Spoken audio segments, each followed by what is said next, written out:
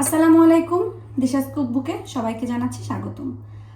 আমি যখন আমার ব্লগে মুরগি রান্না দেখাই, সবাই বলেন যে আমি কিভাবে ঝালঝাল করে এত টুকটুকে রং দিয়ে মুরগির মাংসটা রান্না করে যেন একদিন দেখাই। সো যেহেতু এটা আমার শখের রান্নার চ্যানেল দিশাস কুকবুকে, কিন্তু আমি আমার শখের রান্নাগুলাই দিয়ে থাকি। তো ভাবলাম আজকে আপনাদের সাথে এই রান্নাটাই আমি শেয়ার করি। তাহলে দেখলেই বুঝতে পারবেন যে আমি কিভাবে একেবারে পানি ছাড়া মজা করে টুকটুকে রং করে ঝাল ঝাল করে মুরগির মাংসটা রান্না করেছি। ভালো লাগলে আমার শখের রান্নার চ্যানেলটা দিশাস কুকবুকটা সাবস্ক্রাইব করবেন এবং কমেন্ট করে জানাবেন যে আপনাদের রান্নাটা কেমন লাগলো। অনেক দিন থেকেই সবাই বলেন যে একটু মুরগির মাংস রান্না দেখাতে, মানে আমি যেভাবে মুরগির মাংস রান্না করি দেখে নাকি সবার কাছে অনেক লোভনীয় মনে হয়। তো ভাবলাম যে আজকে সময় আছে হাতে, আপনাদের সাথে একটু মুরগির মাংস রান্নাটা শেয়ার করি। সেখানে আমি দুইটা মুরগি নিয়ে নিয়েছি, বেশ মিডিয়াম সাইজের দুইটা মুরগি। সেটা আমি ধুয়ে কুটে সুন্দর করে পানি ঝরানো দিয়ে নিয়েছিলাম। এখন আমি মূল রান্নাতে চলে যাব। প্রথমে আমি পরিমাণ মতো তেল দিয়ে দিব। তরকারিতে একটু তেল বেশি দিলে কালারটা আসলে সুন্দর আসে। আর যেখানে আমি দুইটা মুরগির জন্য পরিমাণ মতো তেল দিয়েছি, এই যে এতটুকু তেল কিন্তু মাংসে লাগবেই, না হলে কিন্তু মাংসের কালারটা সুন্দর আসবে না, আর টেস্টও আমার কাছে মনে হয় দ্বিগুণ করে দেয়। সেখানে তেলটা একটু গরম হওয়ার পরে আমি দিয়ে দিব দারচিনি, এলাচ।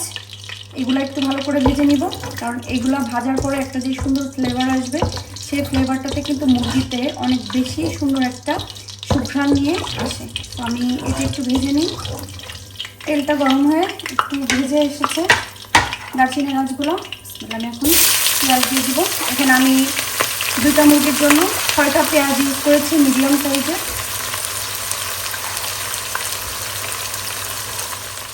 দুইটা মুরগির জন্য 6 কিউব আদা রসুন পেস্ট। এখানে কিন্তু আদা রসুন দুইটাই একসাথে পেস্ট করে কিউব করা। তো আমি এখানে 6 কিউব দিয়ে দিচ্ছি। এখন দিয়ে দিব পরিমাণ মতো লবণ। এখানে আমি 3 টেবিল চামচের 3 চামচ দিয়েছি। লবণ লাগলে পরে দেওয়া যাবে। এগুলোকে এখন আমি ভালো করে ভেজে নিব।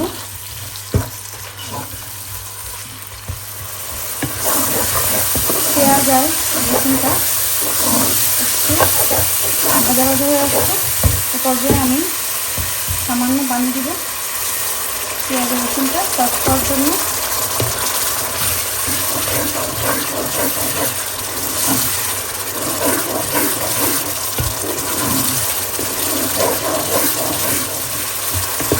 পেঁয়াজটা একটু কষানো হয়ে গিয়েছে। কষানো বলতে পানিটা কমে তেলটা উঠে আসছে, তার মানে আমার পেঁয়াজ এবং রসুন রেডি। আর জাস্ট এভাবে একটু এটাকে ভেঙে দিতে হবে পেঁয়াজ রসুনটাকে। এখন আমি মশলাগুলো দিয়ে দিব। প্রথমেই দিব আমি জিরা গুঁড়া। এখানে আমি দুটো মুরগির জন্য আমি 1/2 টিস্পুন জিরা গুঁড়া দিলাম। এরপর সেম পরিমাপে আমি ধনিয়া গুঁড়াটাও দিয়ে দিব। আমি কোনো কম বেশ করে দেই না, আমি সেম জিরা যতটুকু দিই ধনিয়াও ততটুকুই দিই। এরপর দিয়ে দেবো মরিচের গুঁড়া। ঝালটা তো আসলে সবসময় সবার পছন্দ অনুযায়ী এখানে আমি উঁচু করে 4 চামচে 2 চামচ মরিচের গুঁড়া দিয়েছি।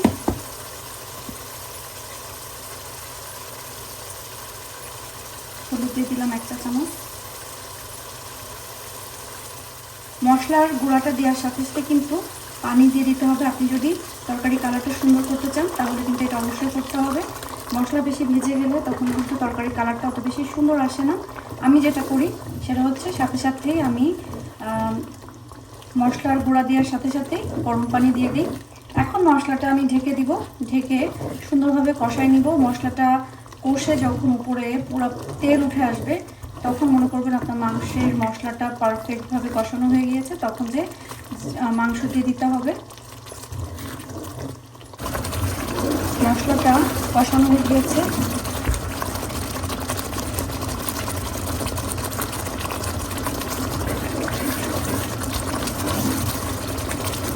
মশলাটা এখানে কষানো হয়ে গিয়েছে, তেল উঠে এসেছে। এখন আমি এর ভিতরে মাংসগুলো দিয়ে দিব।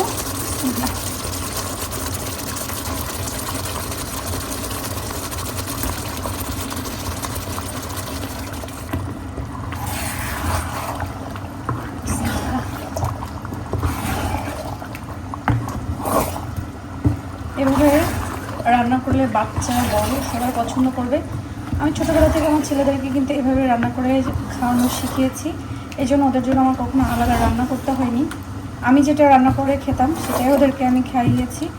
সো এখন ওদের এটা অনেক বেশি পছন্দ, আমি এইভাবে রান্না করি। আপনারা কিন্তু এর ভিতরে যদি আরও মরিচ দেন, আপনারা যদি অনেক বেশি ঝাল খেয়ে থাকেন তাহলে কিন্তু আরও বেশি মজা লাগবে। আমি যেহেতু সবার কথা চিন্তা করে দিয়েছি, এই জন্য একটু কম দিয়েছি।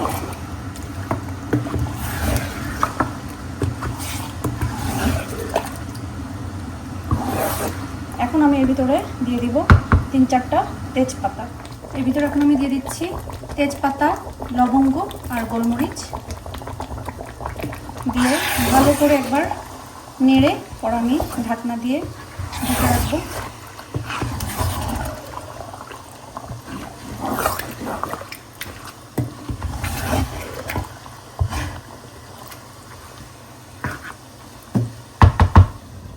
এখন ঢাকনাটা উঠাবো এবং একটু নেড়ে দিয়ে দেখবো এগুলো ধরে যাচ্ছে কিনা।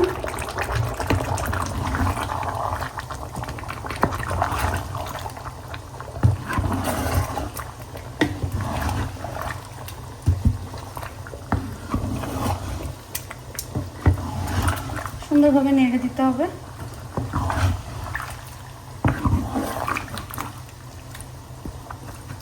এখন আমি আবারও ঢেকে দিব,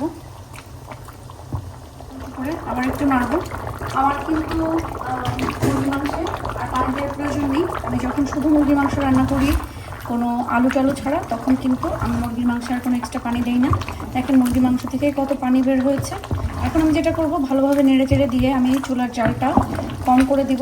যাদের গ্যাসের চুলা তারা কিন্তু একদম মিডিয়াম আঁচে দিয়ে রাখবেন, আর যারা ইলেকট্রিক চুলা ব্যবহার করেন তারা কিন্তু 4 থেকে 5 এর উপরে আর দিয়ে রাখবেন না। তখন দেখবেন মাংসটা সুন্দরভাবে সেদ্ধ হয়ে গিয়েছে আর সুন্দরভাবে রান্না হয়ে গিয়েছে। এখন আমি জাস্ট শুধু লবণটা চেক করব আর চুলা জালটা কম করে দেব।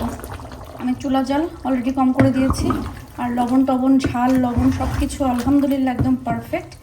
এখন আর আমার আর কোনো কিছু দেওয়ার প্রয়োজন নেই। আমি জাস্ট সুন্দর করে নেড়ে এটাকে চুলার জাল কম করে রেখে দিব। এখান থেকে আরও কিন্তু এখনও পানি বেরোনো বাকি আছে। পানি বের হবে মশলা থেকে, পেঁয়াজ থেকে, চিকেন থেকে। সো ওই পানি, মশলার পানি সব কিছু মিলে চিকেনটা কিন্তু সুন্দরভাবে কুক হয়ে যাবে। সো এখন আমি এটাকে ঢেকে দিব। আমার চুলার জাল কম করা আছে, আমি এখানে 6 নম্বরে দিয়েছি। আপনারা আপনাদের চুলার অনুযায়ী উপরে মানে চুলার কতটুকু তাপমাত্রা আপনাদের মিডিয়াম আঁচ হয় সেই হিসাব করে আপনারা কিন্তু চুলার জালটা কম বেশি করে দিবেন। এখন আমি চুলার জালটা বাড়াই দিয়েছি, আর মুরগির মাংসটা হয়ে আসছে।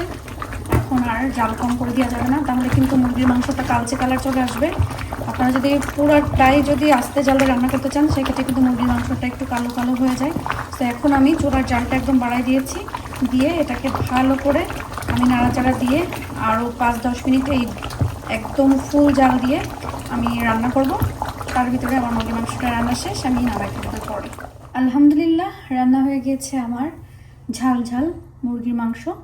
আমি আজকে আলু বা অন্য কোনো কিছুই আর এর ভিতরে দিইনি, কোনো পানিও দেইনি, জাস্ট রান্না করেছি।